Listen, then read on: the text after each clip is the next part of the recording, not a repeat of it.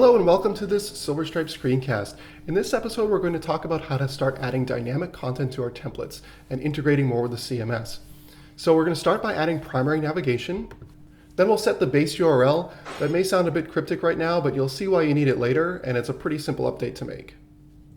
Then we'll insert some other common variables that you find in most Silverstripe projects. And lastly, we'll create some sub-navigation. So let's start by adding that primary navigation. First, we'll find the main nav in our template, and we'll use another global method that Silverstripe provides to all your templates called the $menu function. $menu returns a list of all the pages in a given section of your site, so we'll need to loop through each item that it returns to create a menu of varying length inside the UL tag. So let's remove all the hard-coded LI tags and create a loop. Don't worry about all the variables that I'm using in here, we'll explain them in just a bit. First, let's just check to see if my menu works, and we see that it does. So now let's get into how that syntax works. So first we open a loop, and a loop just iterates over a list of items. To close off the loop, we have to have end_loop. $menu1, as I said, returns a set of all the menu items in a given section of your site. By passing 1 as an argument, we're asking the CMS to give us all the pages at level 1 of the hierarchy. Changing that to 2 would give us all the child pages of the current page, etc. $link will get the link to the page in the current iteration of the loop. Silverstripe distinguishes between the title of your page, which you might put in the h1 tag, and the title that should appear in navigation. Oftentimes these are the same, but since the user is given the option to customize these in the CMS, we'll use menu title, so they have that option. Linking mode is a helper method that indicates the state of our menu item. For each item in the list, this method will return one of 3 strings.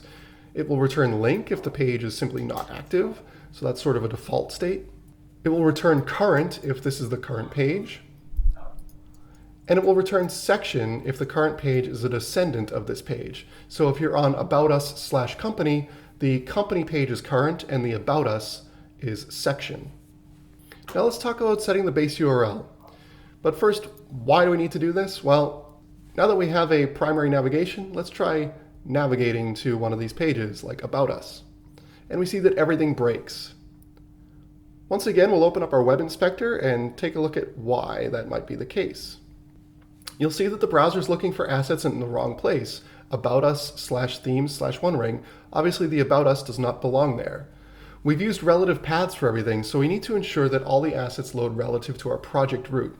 Now we could use a leading slash for this, but if you're working in a subdirectory of localhost, like we are, localhost 8888/tutorial, that will go too far up the tree. It'll try to load everything from above tutorial, and we don't want that.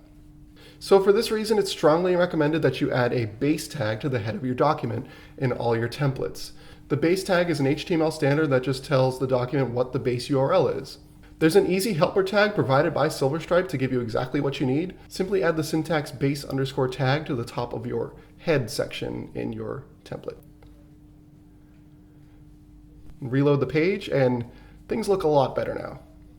Now that we have a coherent, navigable set of templates, we can start adding some template variables that are common to all page types. Let's start with meta tags. While it's highly likely that you want to have granular control over your meta tags, Silverstripe does offer a helper method called meta tags that we recommend using. It outputs some boilerplate tags that you probably want in your template. One of those tags is not the viewport, so let's just leave that in there so we continue to have our responsive design. And let's just look at the source and see what we ended up getting. So just a couple of tags here, and you'll notice above the meta tags that it did inject a title tag as well. Now, if you're an SEO connoisseur, you might be wondering, how can I have more granular control over my title tag? And Silverstripe makes that very easy for you. All you have to do is pass in a value of false to meta tags, and it will suppress the title tag, and then you're free to create whatever title tag you like.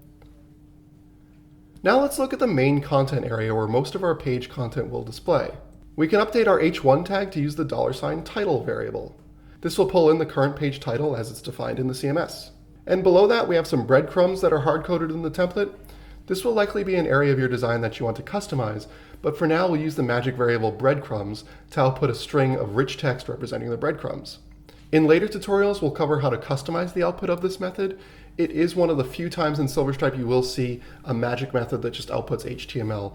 Most of the time you have total control over what you want your HTML to be. The most important section of our page is the main content area. In our mockup, we have a few paragraphs of Lipsum text that we can remove in favor of pulling real content from the CMS. In Silverstripe, the $content variable refers to the main body of content that is added through the WYSIWYG editor in the CMS. So let's add that, and we'll see that it now, instead of using the lorem ipsum, it's using the text that Silverstripe injects into your page. Let's look quickly at the login page of the CMS by accessing the /admin URL. Notice that we're not presented with any login form. In order to get that form to show, we need to add a placeholder for the form. Silverstripe does not have any custom template for the login form by default. Instead, it injects the form into your default page type. So we want to make sure that form is in the template and positioned correctly. So let's go in, and just below the content variable, we'll add $form. Now when we reload that admin URL, we're presented with a login form. Our template uses the convention of a hyperlinked logo to the home page. In the static markup, we're just using index.html. We want to make sure this links to the base URL of our website, so let's use $absolute base URL to get the link to the home page. Lastly, we're going to create some sub-navigation. Alongside the content, we have this sidebar that represents the sub-navigation. Earlier in the tutorial, we created a loop for primary navigation using menu 1. Similarly, we can create sub-navigation using menu 2. Now the key here is we don't want to include this block of content unless sub-navigation exists. So we'll wrap the whole thing in an if block. So we'll say if menu 2, then we'll display this h3 tag that says in this section, as well as the ul tag. And everything else is pretty much the same.